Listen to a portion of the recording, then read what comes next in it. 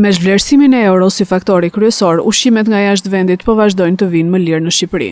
Vit pas viti, vendi ynë është duke rritur varësinë nga ushqimet e importit, si rrjedhoja e uljes së prodhimit vendas dhe nevojave më të larta për konsum nga turistët.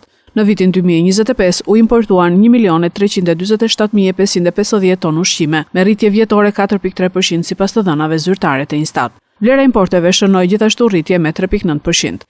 Të dhënat tregojnë se nga njëra anë sasia e ushqimeve të importuara po rritet me ritme të qëndrueshme, ndërsa çmimi mesatar për kilogram i importeve po bie, duke bërë ushqimin e importuar gjithnjë më të lirë.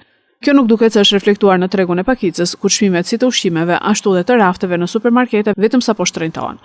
Në vitin 2020, Shqipëria importonte rreth 1.9 milion ton ushqime dhe pije. Në vitin 2025, kjo sasi arriti në 1.35 milion ton, një zgjerim prej mbi 250.000 tonësh, ose rreth 23% më shumë brenda 5 vitesh. Në të njëjtën kohë vlera totale e importeve në lekë është rritur, por jo në të njëjtën ritëm me sasinë. Nga rreth 110.9 miliardë lekë në vitin 2020, importet arrin në mbi 162 miliardë lekë në vitin 2025. Ndonse Shqipëria po shpenzon më shumë në terma absolut për ushqimet e importuara, çdo kilogram ushqimi importi po kushton më pak vit pas viti. Çmimi mesatar për kilogram, i cili arriti kulmin në vitin 2022 në rreth 146 lekë për kilogram gjatë krizës globale të çmimeve pas luftës në Ukrainë, ka rënë gradualisht deri në rreth 120 lekë për kilogram në vitin 2025, një ulje prej afro 18% në vetëm 3 vite. Kursi i këmbimit ka favorizuar dukshëm importuesit, teksa euro u këmbye mesatarisht me 97 lekë në 2025 nga rreth 140 lekë që ishte në 2015. Shqipëria sot po blen ushqime më lirë në tregje ndërkombëtare se sa gjatë periudhës së pikut të krizës, por po blen shumë më tepër.